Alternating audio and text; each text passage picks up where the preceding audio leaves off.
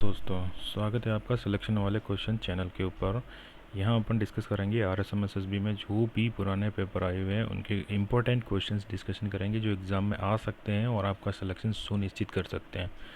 ठीक है, तो इन क्वेश्चंस को आप ध्यान से पढ़िएगा और इस चैनल को सब्सक्राइब और शेयर कीजिएगा ताकि आपको सबसे पहले नोटिफिकेशन मिल सके। ठीक है, ये वीडियोज़ मैं डेली अपडेट करता रहूँगा, अपलोड करता रहूँगा। ठीक है, तो चलिए शुरू करते हैं आज का पहला पेपर। ये पेपर है पटवार सीधी भर्ती परीक्षा 2020 वाला, जो 23 अक्टूबर 2021 को किया गया प्रथम बारी वाला पेपर है। पहला क्वेश्चन है इसके अंदर, जनगणना 2011 के अनुसार निम्न में से राजस्थान के कौन से ज़िले में अधिकतम जनजाति संख्या है। जैसा कि सबको लगभग सभी को पता ही होगा, इसका आंसर काफ़ी इजी है, उदयपुर। अगले क्वेश्चन पे अपन चलते हैं। महात्मा गांधी राष्ट्रीय ग्रामीण रोजगार गारंटी योजना के आयोजन और क्रियान्वयन के लिए कौन जवाबदार है। जो राष्ट्रीय ग्रामीण रोजगार गारंटी का योजना जो चलती है, इसके लिए क्रियान्वयन के लिए कौन जिम्मेदार है, तो इसके लिए जिम्मेदार है अपने ग्राम पंचायत।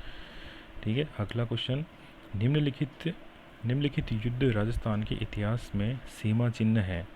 इन युद्धों को अपन को क्या करना है, इन युद्धों को सही कालक्रम और सही तिथि क्रम में रखते हुए सही उत्तर का चयन करना है। तो सबसे पहले कौन सा युद्ध हुआ, पहले कौन, फिर उसके बाद में कौन सा हुआ, ये क्रम सुनिश्चित करना है। तो इसका राइट आंसर होगा सी।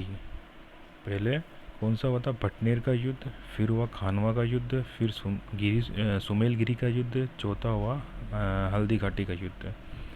ठीक है, आगे चलते हैं अपन। निम्नलिखित में से कौन से राजपूत सरदार हल्दी घाटी के युद्ध में राणा प्रताप के पक्ष में लड़े थे।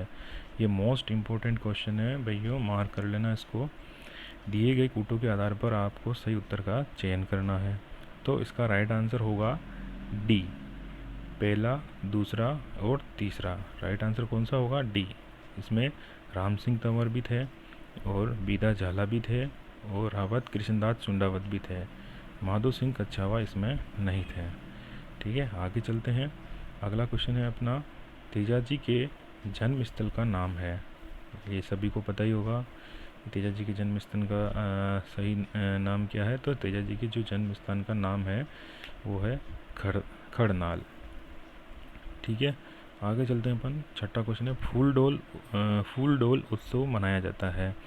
ये कौन से पंथ द्वारा मनाया जाता है। इसका राइट आंसर होगा सी, रामस्नेही पंथ के द्वारा। फूल डोल जो महोत्सव है वो रामस्नेही पंथ के द्वारा मनाया जाता है। ये भीलवाड़ा के अंदर मनाया जाता है। ठीक है, आसिंद में। अगला क्वेश्चन है, राजस्थान सूचना आयोग की स्थापना हुई। राजस्थान सूचना आयोग की स्थापना कब हुई थी। इसका राइट आंसर होगा सी, अप्रैल 2006। इसका राइट आंसर कौन सा होगा, अप्रैल 2006। अगला क्वेश्चन चलते हैं अपन। भारतीय संविधान को कौन सा अनुच्छेद राज्य के मंत्रियों की नियुक्ति, कार्यकाल, जिम्मेदारी, योग्यता, वेतन और भत्तों से संबंधित है। ध्यान से पढ़ना इस क्वेश्चन को, काफ़ी इम्पोर्टेंट है ये। तो कौन सा अनुच्छेद है इसके अंदर, डी, अनुच्छेद 164 है, जिसके तहत अपन मंत्रियों की नियुक्ति करते हैं। कार्यकाल, जिम्मेदारी, योग्यता, वेतन और भत्तों से संबंधित जितनी भी चीज़ें हैं वो इस अनुच्छेद के अंदर आती है, 164 के अंदर। अगला क्वेश्चन है, राजस्थान में कितने विधानसभा चुनाव क्षेत्र क्रमशः अनुसूचित जाति एवं अनुसूचित जनजाति के उम्मीदवारों के लिए आरक्षित है। इसका राइट आंसर होगा 34 और 25। ठीक है, कितने है अनुसूचित जाति के 34 और अनुसूचित जनजाति के कितने होंगे, 25। तो इसका राइट आंसर कौन सा होगा, बी वाला। अगला क्वेश्चन है अगला क्वेश्चन है अपना, मुंडियारी ख्यात विषय है। मुंडियारी ख्यात विषय है। इसका राइट आंसर होगा डी, मारवाड़ के राठौड़। आगे चलते हैं। राजस्थान के एकीकरण के विभिन्न चरणों एवं तत्संबंधी तिथियों का निम्न में से असंगत युग्म कौन सा है। ठीक है, इन तिथियों के अंदर अपने को कौन सा ढूंढना है, असंगत युग्म जो गलत है वो ऑप्शन अपने को ढूंढना है। तो इसके 11वें का आंसर कौन सा होगा। देखो, यहाँ पंचम चरण 15 मई सही है, द्वितीय चरण 25 मार्च, ये भी एकदम सही है 1950। और इसके अंदर चतुर्थ चरण देखते हैं अपन 30 मार्च और 1949, ये भी सही है। तो इसके अंदर गलत कौन सा होगा? सी वाला, यानी जो आपका राइट ऑप्शन होगा वो कौन सा होगा? सी। ठीक है, 11वीं का कौन सा होगा? C option. आगे चलते हैं। सन 2021 में घोषित पद्मश्री सम्मान से राजस्थान से किसे सम्मानित किया गया? सन 2021 में पद्मश्री से सम्मान से राजस्थान से किसे सम्मानित किया गया? इसका राइट आंसर होगा ए। ठीक है, इन सभी को सम्मानित किया गया। अर्जुन सिंह शेखावत, लाखा खान, श्याम सुंदर पालीवाल, इन सभी को पद्मश्री से सम्मानित किया गया।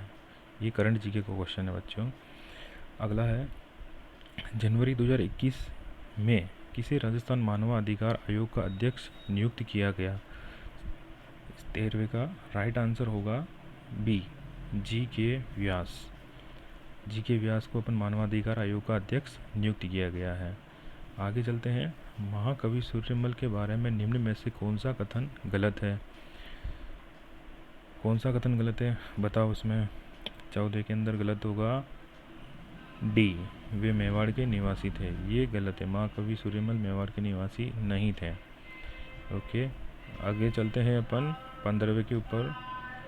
15वां क्वेश्चन है, जयपुर लिटरेचर फेस्टिवल का निम्न में से कौन सा संस्करण 19 से 28 फरवरी 2021 को आयोजन हुआ था? ये भी करंट जीके का क्वेश्चन है। तो इसका राइट आंसर होगा बी, 14। ठीक है, 14वां। कौन सा संस्करण? 14वां संस्करण। आगे चलो दिल्ली मारो फिरंगी का नारा राजस्थान के कहाँ के क्रांतिकारियों ने दिया था? ये तो आप सभी को पता होगा कि कौन से क्रांतिकारियों ने दिया होगा। काफ़ी इजी क्वेश्चन है, तो अपने को सभी को पता है। जैसा कि एरिनपुरा छावनी जो थी, वहाँ के जो भी ये सैनिक वगैरह, सैनिक थे, बटालियन थी एक छोटी सी, और क्रांतिकारी थे, तो उन्होंने ये नारा दिया था, चलो दिल्ली मारो फिरंगी। आगे चलते हैं अपन। रामनाथ चौधरी का संबंध किस वाद्य यंत्र से है? काफ़ी इम्पोर्टेंट क्वेश्चन है। रामनाथ चौधरी का संबंध किस वाद्य यंत्र से? इसका राइट आंसर होगा अलगोजा। ये आपको सही दिख नहीं रहा होगा, मैं बता रहा हूँ बोल के। ठीक है, इसमें फर्स्ट ऑप्शन है जैसे इनमें से कोई नहीं, अलगोजा, पोंगी और ढोलक, तो इसके अंदर ऑप्शन बी होगा अलगोजा। आगे चलते हैं अपन। अरावली पर्वतमाला की निम्न चोटियों को ऊंचाई के बढ़ते हुए क्रम में, ठीक है, ऊंचाई के बढ़ते हुए क्रम में, यानी कि कौन सा क्रम? आरोही क्रम। ठीक है, नीचे से ऊपर, ऊंचाई से बढ़ते हुए क्रम में। ठीक है, चोटी है जरगा, शेर, दिलवाड़ा और गुरु शिखर। तो अपने को सबसे पहले कौन सी छोटी छोटी बतानी है, फिर इससे आगे बड़ी से बड़ी, बड़ी से बड़ी। तो इसका राइट आंसर कौन सा होगा? इसका राइट आंसर होगा सी। सबसे पहले कौन सी आएगी? जरगा, उसके बाद में दिलवाड़ा, उसके बाद में शेर, उसके बाद में गुरु शिखर। सभी को पता है गुरु शिखर सबसे बड़ी छोटी है।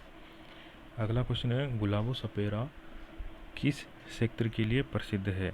जो गुलाबो सपेरा है वो किस क्षेत्र के लिए प्रसिद्ध है? 19वें का आंसर होगा सी, लोक नृत्य। गुलाबो सपेरा लोक नृत्य के लिए प्रसिद्ध है। 20वां देखते हैं अपन। यदि राजस्थान लोक सेवा आयोग का अध्यक्ष या सदस्य इस्तीफा देना चाहता है तो वह अपना त्याग पत्र किसे देगा? ठीक है, राजस्थान लोक सेवा का अध्यक्ष किसे देगा? इसका राइट आंसर होगा सी, ये राज्यपाल को अपना त्याग पत्र देगा। आगे चलते हैं। 21वां, उस व्यक्ति का नाम बताइए जो कि अभिनव भट्टाचार्य के नाम से भी जाना जाता है। ये आंसर तो लगभग तैयारी करने वालों को सबको पता ही है। अभिनव भट्टाचार्य एक ही है यहाँ पे, महाराणा कुंभा। इसका राइट आंसर होगा सी ऑप्शन। आगे चलते हैं अपन। भारत के कृष्णा नागर के संबंध में निम्नलिखित कथनों पर विचार कीजिए। ये एक खिलाड़ी है कृष्णा नागर नाम से। ठीक है, तो इसके संबंध में कौन से कथन है जो सही है या गलत है, उसके ऊपर अपने को बताना है। ठीक है, तो उसका कौन सा होगा? देखो यहाँ पर, देखो वह जयपुर से संबंधित है, बिल्कुल सही है। ठीक है, और उन्होंने टोक्यो पैरा ओलंपिक में स्वर्ण पदक जीता है, तो ये ऑप्शन भी क्या होगा? बिल्कुल सही है। और यहाँ पे देखो चौथा ऑप्शन, देखो उन्होंने गौरव खन्ना द्वारा प्रशिक्षण मिला है, बिल्कुल मिला है। तो यहाँ पे कौन सा ऑप्शन है? तीसरा यहाँ पे गलत है। ठीक है, तो अपने को क्या करना है यहाँ पे? उपयुक्त में से निम्न में से कौन से कथन सही है कुछ हटना है, तो यहाँ पे पहला, दूसरा और चौथा सही होगा। ठीक है, इस हिसाब से यहाँ पर ऑप्शन कौन सा राइट होगा? सी ऑप्शन राइट होगा। आगे चलते हैं। राजस्थान में राज्यपाल पद राज्यपाल का पद राज प्रमुख का उत्तरवर्ती है। 30 मार्च 1949 को जब वृहद राजस्थान राज्य का गठन किया गया तब राज प्रमुख किसे बनाया गया है। ये भी तैयारी करने वालों को डेफिनेटली पता होगा किसे राज प्रमुख बनाया गया था। 23 का होगा सी। कौन सा ऑप्शन होगा? सी, सवाई मान सिंह को। आगे चलते हैं। राजस्थान में लोकायुक्त के संदर्भ में निम्नलिखित कथनों पर विचार कीजिए। राजस्थान के जो लोकायुक्त है उनके संदर्भ में कौन से कथन सही है या गलत है वो अपने को देखना है। नीचे लिखा है उपयुक्त में से कौन सी सही है। अपने को सही कथन जो भी है वो छांटना है। तो इसके अंदर सही कौन से होंगे? पहला और दूसरा, ये कथन सही है। इस हिसाब से आपका राइट आंसर कौन सा होगा? डी चॉइस होगा। आगे चलते हैं। Question number 25। निम्नलिखित में से कौन सा युग्म सम्मिलित नहीं है? ठीक है, यहाँ पे कौन सा युग्म सम्मिलित नहीं है वो अपने को ढूंढना है। तो यहाँ पे थेवाकला प्रतापगढ़, ये भी ऑप्शन एकदम राइट है। मीनाकारी जयपुर, ये भी राइट है। टेराकोटा और टेराकोटा शिल्प, ये भी मोहलेला में है, ये भी राइट है। तो यहाँ पे कौन सा राइट नहीं है? अजरक प्रिंट सांगानेर, ये ऑप्शन यहाँ पे सम्मिलित नहीं है। आगे चलते हैं। निम्नलिखित में से कौन सा सम्मिलित नहीं है? यहाँ पे भी अपने को ये राइट आंसर लगाना है कि सम्मिलित यहाँ पे कौन सा नहीं है। ठीक है, तो केवला देवी मंदिर ये बिल्कुल सम्मिलित है, करौली के अंदर है। पटनेर दुर्ग, हनुमानगढ़ बिल्कुल सही है। अगला देखते यहाँ पे डी ऑप्शन देखते ओसिया जोधपुर में अपने को पता है। जैसा कि मैनाल ऑप्शन है ये यहाँ पे सही नहीं है। ये कहाँ पे है? भीलवाड़ा में। ठीक है, ये ऑप्शन ये कहाँ पे है? भीलवाड़ा में। आगे चलते हैं। 27 सन 1903 में किसे अपने जागीर के क्षेत्र में चौरी कर लगाया जिसे प्रत्येक को अपनी पुत्री के विवाह के समय देना अपेक्षित था?